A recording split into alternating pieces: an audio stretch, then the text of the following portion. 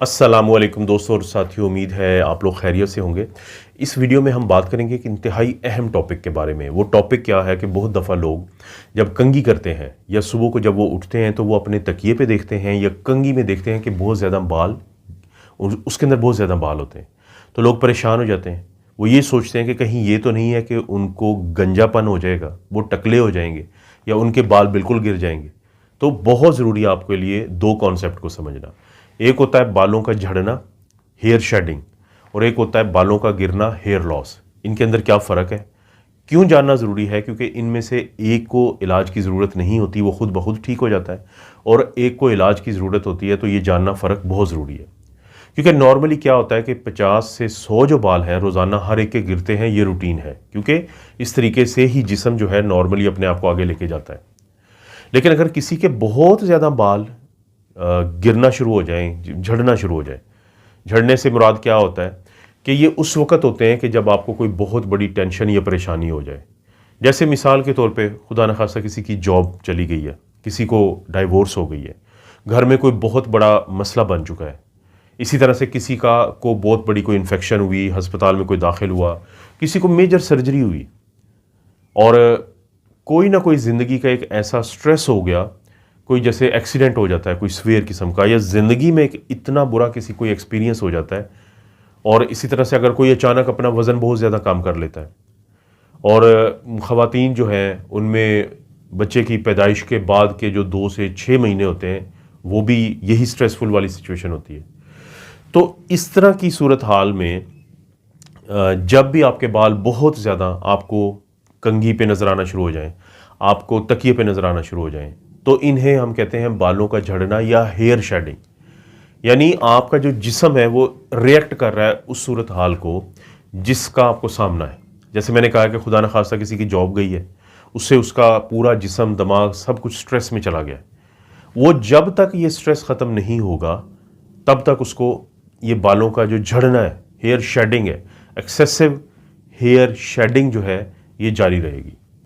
और जब ये स्ट्रेस ख़त्म हो जाएगा तो उसके बाद क्या होगा कि उसके बाद ये मसला ख़त्म हो जाएगा और उसके बाल झड़ना बंद हो जाएंगे। लेकिन अगर वो स्ट्रेस चलता रहेगा, अगर वो स्ट्रेस ख़त्म नहीं होगा, वो जितने लंबे अरसे तक चलता रहेगा उतने लंबे अरसे तक बालों का झड़ना जो है वो बंद नहीं होगा, हेयर शेडिंग बंद नहीं होगी। इसके लिए कोई इलाज की ज़रूरत नहीं होती है। आपका जिस्म उस स्ट्रेस के ख़त्म होने के बाद अपने आप को 2 से 4 महीने में या 6 से 9 महीने में वापस रीएडजस्ट कर लेता है, और उसमें आपके बालों का वापस आना भी शामिल है। लेकिन जब तक स्ट्रेस है तो बॉडी इसी तरीके से रिएक्ट करती है। इसे कहते हैं हेयर शेडिंग, और इसके लिए मेडिकल की जो टर्म है वो है टेलोजन एफ्लूवियम, ये मेडिकली हम कहते हैं। लेकिन दूसरी आती है हेयर लॉस, जिसको मेडिकली हम कहते हैं एनाजन एफ्लूवियम। हेयर लॉस का और हेयर शेडिंग का फ़र्क ये है कि हेयर लॉस में कोई एक ऐसी वजह है जो या तो आपके जो बाल हैं उनको ग्रो नहीं होने दे रही, या फिर उनको डैमेज कर रही है। बड़ी मशहूर है कि जो हेरेडिटरी हेयर लॉस है, मेल पैटर्न हेयर लॉस भी उसे हम कहते हैं, कि जो जीनियाती तौर पे फैमिलीज़ के अंदर गंजापन या टकलापन होता है। मसलन उसमें क्या होगा कि जो मर्द होते हैं उनकी सामने से बाल गिरना शुरू होते हैं, और आहिस्ता आहिस्ता पीछे के भी गिरते हैं, और आखिरकार सारे गिर जाते हैं। लेकिन जो ख़वातीन है उनमें अमूमी तौर पे अगर वो हेरेडिटरी यानी उनकी फैमिली में कोई गंजपन का है प्रॉब्लम, तो उनके पीछे से बाल गिरेंगे या पतले हो जाएंगे, लेकिन आगे से उनको बाल्डनेस या गंजपन नहीं होता। ये भी हेयर लॉस है। इसी तरह से एक और होता है जिसको हम कहते हैं एलोपेशिया एरिएटा, कि जिसमें आपका अपना इम्यून सिस्टम या मुदाफ़ती निज़ाम आपके जिस्म के एक हिस्से यानी बालों के ख़िलाफ़ उनको डैमेज करना शुरू कर देता है। इसको क्या कहते हैं? Alopecia areata. इसी तरह से अगर आप अपने बालों को बहुत मजबूती से बांधते हैं, जूड़ा बनाते हैं, तो उस जूड़ा, और वो ज़ाहिर है मुसलसल बना रहता है लोगों को, तो उससे क्या होता है कि वो बाल टूटना शुरू हो जाते हैं। इसको ट्रैक्शन एलोपेशिया कहते हैं। और अगर बाज़ औक़ात आपने देखा है कि बड़े बड़े सेलिब्रिटीज़ को आप जानते हैं कि उनका कैंसर हुआ उनको, और उनको जब कीमोथेरेपी की जाती है तो उसके बाद से उनके वो अपना पहले ही टेंड करवा लेते हैं, क्योंकि उनके बाल गिरते हैं कीमोथेरेपी की वजह से, सबको पता है।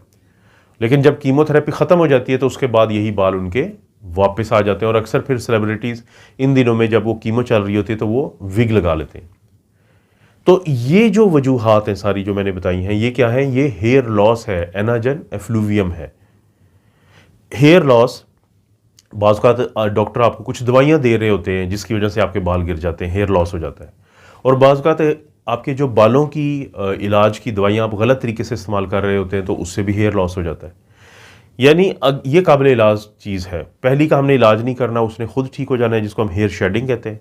लेकिन हेयर लॉस में अक्सर आपको, जैसे अगर एलोपेशिया एरिएटा है जिसमें आपका इम्यून सिस्टम आपके खिलाफ है, तो इम्यून सिस्टम के खिलाफ दवाई दी जाएगी तो उससे बेहतरी आ जाएगी। बाकी भी जो जितने हेयर लॉस के इश्यूज होते हैं वो अक्सर ठीक हो जाते हैं। लेकिन जो मेल पैटर्न हेयर लॉस है, जो जीनियाती हेयर लॉस है, हेरिडिटरी हेयर लॉस है, आमतौर पे या तो वो उसको इलाज से फ़ायदा नहीं होगा, और होगा भी तो आर्जी तौर पे होगा, और फिर ये मसला चलता रहेगा, और आखिरकार बात कहाँ जाके ख़त्म होगी? हेयर ट्रांसप्लांट पे। तो इसके अलावा जितनी भी हेयर लॉस की वजूहात हैं तो वो काबिल इलाज हैं। तो ये बुनियादी फ़र्क है हेयर शेडिंग और हेयर लॉस के बारे में, इसको जानना ज़रूरी है आपके लिए।